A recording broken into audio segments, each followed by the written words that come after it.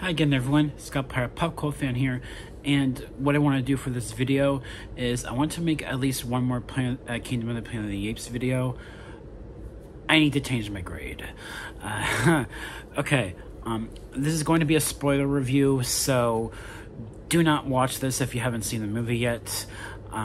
So going into talking about this movie, you know, the more I sat on my feelings for this movie, the more the flaws that I had with it started to disappear.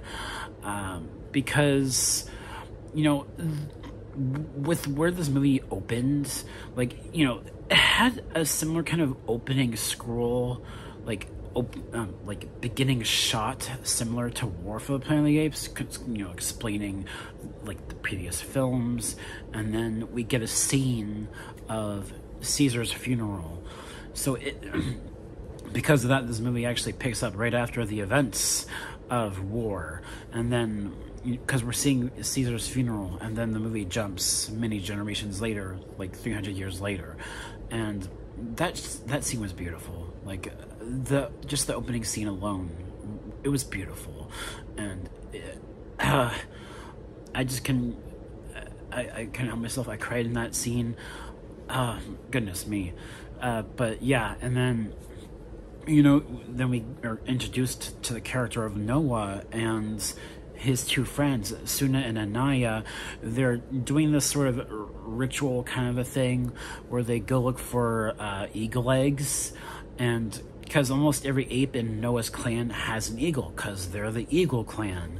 And, you know, there's some really great moments there, and you're instantly you are intrigued in these new characters, and you know, it's really fascinating seeing them do this side thing as they're, you know, living their lives in the Eagle Clan. And it's sort of like how Dawn of the Planet of the Apes began, when we see Caesar's tribe just living their daily lives. And I really like that about the beginning of this movie. You know, it just feels so natural and beautiful, but also dark at the same time because of the setting and where things have gone, not just for apes but for humans too, and how things have changed in those 300 years. Everyone in the Eagle Clan calls humans echoes, and I think that's a really interesting thing there. And then, you know, we get to the village attack scene, and you know, Proximus's army men, especially Silva the gorilla, you know, they're invading the village, they're kidnapping the apes, and you get that scene with Silva, you know, killing Koro, Noah's father, and that was easily one of the most intense scenes in this film. And then, you know, when Noah wakes up after the village is attacked the next morning, you're in that moment with Noah, and I cried during that scene. I cried. That was a very powerful scene, and you know, and Noah promises to, you know, his dead father that he will save his clan and bring them back, and eventually he does accomplish that by the end of the film, which, you know, led him to this adventure that he goes on. And, you know, along the way he meets Raka, and, you know, there's something about the whole thing with Raka, explaining who Caesar was to Noah, just the world building here, it was phenomenal. Wes Spall did such an amazing job with world building in this movie. That's easily the thing I love the most about this movie, the world building. It's some of the best world building I've seen in a movie in quite a while. And you're so immersed, not just with the characters, but the backdrop of the setting, that's a character in and of itself, and it's just so fascinating to look at. This is a beautiful movie. The visuals are beautiful, and it's so realistic. And then, once, because there's a scene in the village attack scene where you actually do see May, and she's sort of hiding, and then eventually we get introduced to May through Raka, and then they have that camp scene, and then the next morning the Proximus's men or apes start to go after May, and then there's this amazing human hunt scene, which is very reminiscent of the original 1968 film. And that's another aspect of this movie that I absolutely adored. Like, when you're watching that human hunt scene, there's zebras there too. Like, there's this really funny moment with Raka, and he notices a zebra, and he doesn't know what it is. He says it's a horse with stripes, and it's a really funny moment. I love Raka, and there's that human hunt scene was backed up with this really amazing track that borrowed from Jerry Goldsmith's track in that human hunt scene in the original 68 film. So there's that particular piece of music during that scene alone. I loved it. Like, it was easily the best music in the film, next to another scene later, a little bit later, where Noah and Raka are getting close to this bridge, and they notice scarecrows, and they're the scarecrows from the original 1968 film, and we hear this other piece of music, this other track. This is literally ripped right out of the 68 film. And again, like, when the music, the score is basically remixing tracks from the 68 film, it's amazing. Like, easily, I know in my initial review I was saying how I didn't like the music as much as some of the previous installments, but the more I think about the music in this movie, the more I really appreciate what the composer did. John Paisano, I believe that's his name. I thought he did a phenomenal job with the score. Like, I love this score. And yeah, and then also you get May with and she gets kidnapped after the human hunt scene, and well, not after that, but she does eventually, after they go on this bridge and they face Silva and this other ape on the bridge, and there's all the water comes crashing, and that's when Noah and May get taken, and then taken to the beach where Proximus's kingdom is, and it's some of the best moments in the film, if you ask me. And I'm gonna say it, in a way I kind of like Proximus a little bit more than Koba, because he's such an interesting villain, with his main goal of wanting technology to advance to advance the apes, to make their society more advanced, because he wants technology. He wants to evolve the apes more for his own benefit, and sort of distorting Caesar's teachings to accomplish that. And that just makes him such a compelling character and villain. And he knows about Caesar's history, and how he accomplished. Well, I mean, he doesn't accomplish what he's planning, but still, though, he was right about one thing in regards to humanity. You can't trust them. You can't trust humans, because they will never give up.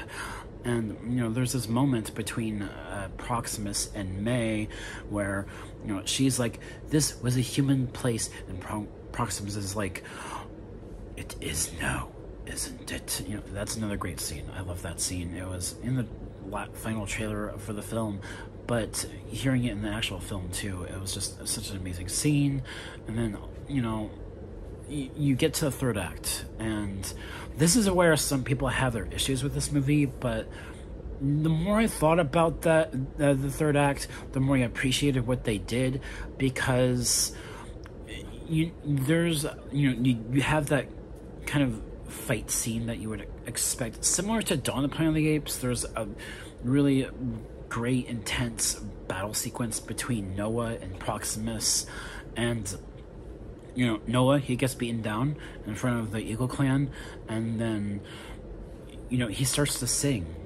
He starts to sing because that's what his father did to summon the eagles, and this scene, I loved it. This was another amazing scene in the third act that some people might feel unsatisfied for, because they want more Proximus, they want him to survive for the rest of this trilogy, to be the main villain.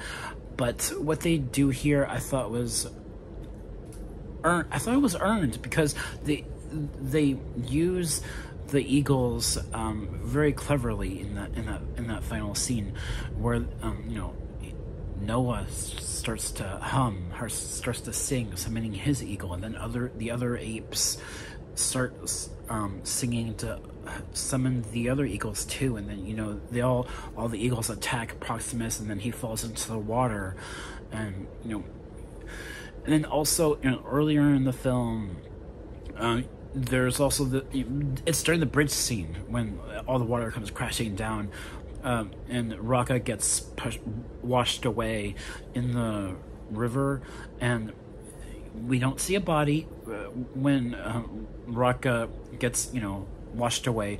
We don't see a Proximus's body when he falls into the water after being attacked by the eagles. So it is possible that they could return. I'm not saying that they're completely dead, because we didn't see their corpses, so who knows, they might come back. And I just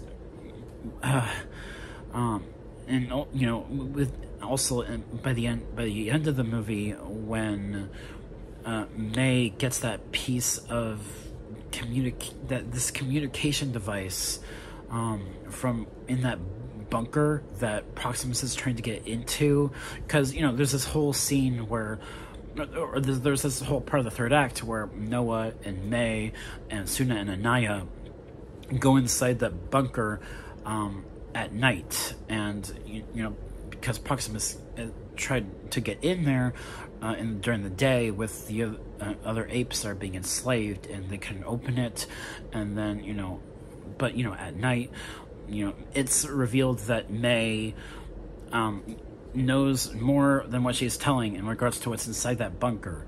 And there's this other scene with William H. Macy's character, how he's trying to talk May out of doing what she's doing. And Trevathan, that was his name. William H. Macy's character was named Trevathan, and he's trying to talk her out of it. He's trying to say that the apes will always, he's trying to lay it down as it is, but May's just not having it, and she kills Trevathan, which wasn't, I will admit that his character was probably the weakest character in the film, William H. Macy's character, but that scene where she kills him, it definitely cements the fact that she's not a good person. May is not a good person, and by the end of the film, she doesn't trust Noah. At the end, like at the very end of the movie, she doesn't trust Noah because she's hiding a gun underneath her poncho, but Noah, acts out of kindness, giving her the pendant that Raka gave him, and she leaves, but she doesn't trust Noah. Noah doesn't completely trust her, and I could see where this story could go in the sequel. And also, as I was saying earlier, where she gets this communication device, she brings it back to this satellite bunker place where these other humans that can talk, they've been hiding in this bunker for God knows how long, probably ever since the simian flu pandemic in the previous trilogy. And then, you know, there's this scene where I didn't catch it when I first saw the film, but when they started to communicate with other humans with this communication device, the other humans that they communicate with are from Fort Wayne, Indiana, which Charlton Heston's character of George Taylor was from in the original 1968 film. And that's another thing that, despite the fact that this human storyline at the end is one of the weaker aspects of the film, Fort Wayne, Indiana, that's another reference to the original 1968 film, because it's where Charlton Heston's character was from. And it's just, you know, it creates this scenario where in a sequel to this, and most likely also the third film, Noah will have to make a choice, because he does not want war, I'm sure, but humans, they're not going to give up. Humans are not going to give up. And as long as there's always smart humans out there that can talk, they're going to rebel against the apes, and that's what will create a scenario of conflict between humans and apes again in the sequels that follow. And there's this really great question that Noah asks May at the end, and can apes and humans coexist? And that's a great question. It's a question that has been a thing ever since the original 68 film. And I loved that scene. And overall, this was a phenomenal movie. And yeah, I'm changing my grade up to an A+. I love this film. I do think that because of the fact that this movie relies more on the original 68 film, I like this more than Rise. And also because it brings back that element of the 68 film of being this sci-fi fantasy. As I said in my previous spoiler-free review, I love this film. It's phenomenal. And this will probably be like my number 1 or my number 2 favorite movie of this year, at least until we get Alien Romulus. But as of now, this is my number 1 favorite movie this year. I loved it. So yeah, this is my spoiler review of Kingdom of the Planet of the Apes. Bit of a longer video, but you know, there's just so much to talk about with this movie. I could talk about this movie for hours, and still, I can't stress how much I love this film. So yeah, and also in regards to like a ranking with these 4 Planet of the Apes movies that we've now had, Rise, well, granted, I love all these movies. They're all A+ movies. So, Rise, then I think Kingdom, then Dawn, then War. I still like War is still my favorite film in these 4 out of these 4 movies. But yeah, this is such an amazing rebooted franchise that continues to be consistent in quality, and I just can't stress how much I love this film. It's amazing. So yeah, that's my complete spoiler review and breakdown of this film, and I cannot be more happy with it. I loved it. So yes, and then one more thing before I end this off. There was a lot of news today for some odd reason. Like, there was 2 trailers released, one for House of the Dragon Season 2, another for Lord of the Rings Rings of Power Season 2, and then a bunch of Marvel news too for upcoming releases for shows and movies. So I'm sure I'll cover that some of that stuff at some point, but as of now I just want to do this spoiler review because I've already spoken for quite a bit here. So that should do it for this video. Thank you guys so much for watching, and I'll see you all next time. Apes together strong.